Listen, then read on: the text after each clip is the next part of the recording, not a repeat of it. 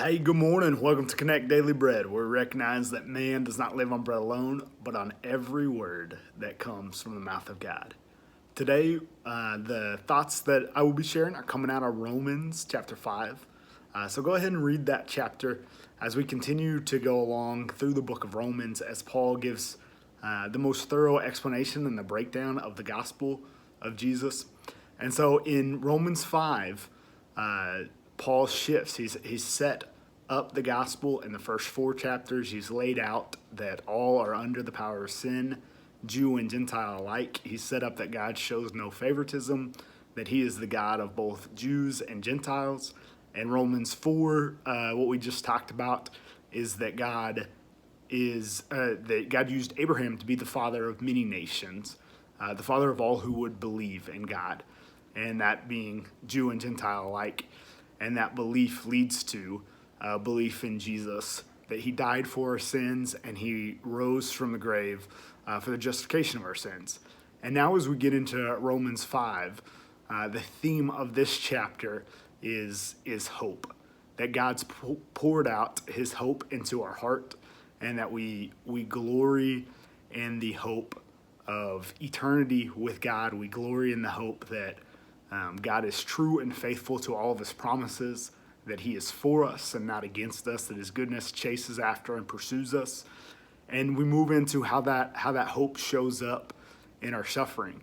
And we're told that we are to glory in our suffering. This is kind of a similar idea expressed in James chapter 1, that we're to rejoice in suffering. But this gives a more thorough breakdown as to why that is, because of what God is producing and bringing about in that. Because suffering produces perseverance, perseverance produces character, and character produces hope. And that hope doesn't put us to shame, because God, by his Spirit, is pouring out his love into our hearts.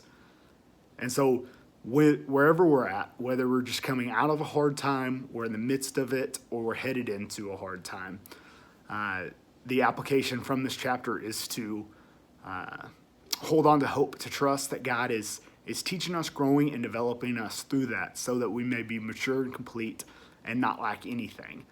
And that God doesn't just want us saved and made right with him. He wants us to become as much like his son as possible. He wants us to be equipped for the incredible purpose that he has us here for.